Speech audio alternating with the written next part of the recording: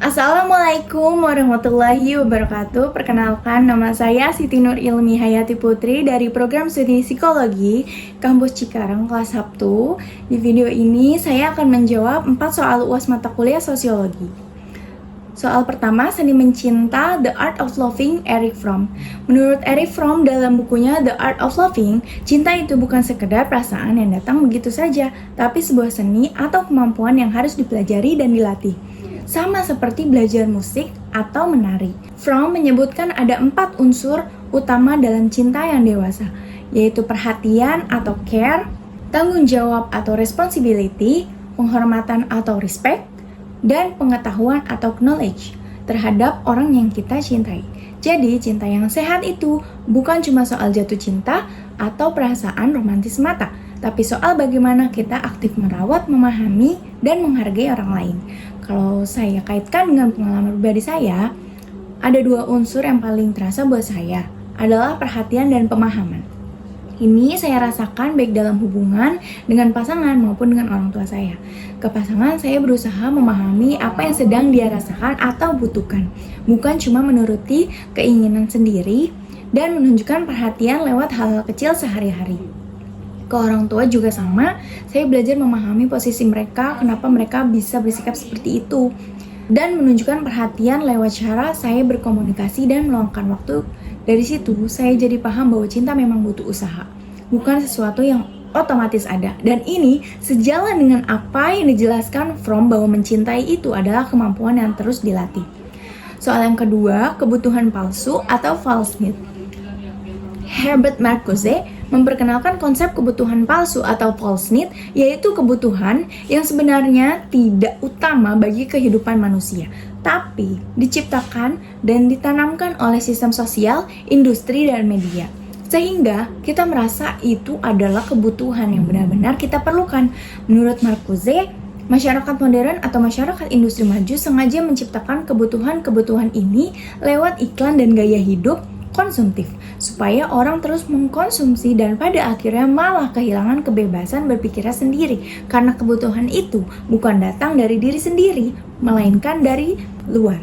Jika di kehidupan saya akui dulu saya pernah benar-benar terjebak dalam sistem kapitalis lewat tren 10 step Korean skincare yang mengharuskan sampai 10 produk perawatan kulit hanya untuk kebutuhan satu wajah.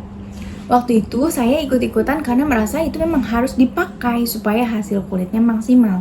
Tapi setelah saya pikir-pikir dan rasakan sendiri, ternyata saya tidak benar-benar membutuhkan 10 produk sekaligus. Akhirnya saya memutuskan untuk mengurangi dan sekarang cukup memakai basic skincare dengan 4 produk saja.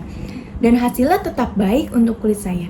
Dari pengalaman ini, saya jadi percaya bahwa false need semacam ini memang sengaja dikendalikan oleh sistem kapitalis yang menurut teori Marcuse sudah dirancang dan diciptakan untuk memaksa masyarakat mengikuti kemauan industri, bukan kebutuhan asli dari diri kita sendiri. Soal yang ketiga, kebebasan berkeyakinan dan beragama. Pengalaman saya terkait kebebasan berkeyakinan dan beragama, saya alami langsung di lingkungan kerja saya, yang mana rekan-rekan kerja saya berasal dari berbagai macam latar belakang agama yang berbeda-beda. Di lingkungan seperti ini, saya berusaha untuk selalu bersikap toleransi, bahkan lebih dari itu. Saya dan rekan-rekan kerja sering saling bertukar pengetahuan tentang ajaran dan kebiasaan di agama masing-masing. Jadi bukan cuma sekedar menghormati, tapi juga saling belajar dan memperkaya wawasan satu sama lain. Kalau saya analisis secara sosiologis, ini menunjukkan bagaimana interaksi sosial di tempat kerja bisa menjadi ruang integrasi sosial yang efektif. Semakin sering terjadi kontak dan komunikasi antar individu yang berbeda keyakinan, semakin besar juga potensi terbentuknya solidaritas sosial.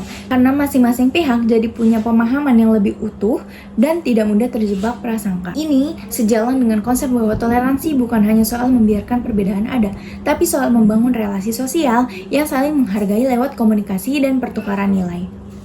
Sehingga perbedaan keyakinan justru bisa menjadi perekat sosial. Soal yang keempat, patologi sosial di lingkungan. Kalau bicara soal patologi sosial atau penyakit sosial yang ada di Indonesia, menurut saya jumlahnya masih cukup banyak. Beberapa yang paling sering saya lihat sehari-hari adalah kebiasaan membuang sampah sembarangan, praktik korupsi kecil yang bisa terjadi di kalangan manapun, bukan cuma di level besar, serta kemacetan lalu lintas akibat pengendara motor yang kurang sabar. Misalnya sering membunyikan klakson secara berlebihan, sampai-sampai itu juga berkontribusi pada polusi udara di sekitar kita dan polusi suara. Kalau dianalisis secara sosiologis, fenomena-fenomena ini bisa disebut sebagai bentuk disfungsi sosial, yaitu perilaku yang menyimpang dari norma dan aturan yang berlaku. Tapi karena sudah dilakukan berulang-ulang oleh banyak orang, akhirnya seolah-olah dianggap wajar atau lumrah di masyarakat.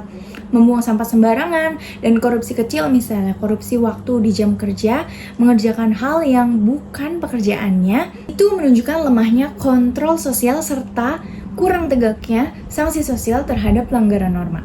Sehingga perilaku menyimpang itu terus berulang tanpa ada efek jera yang cukup kuat.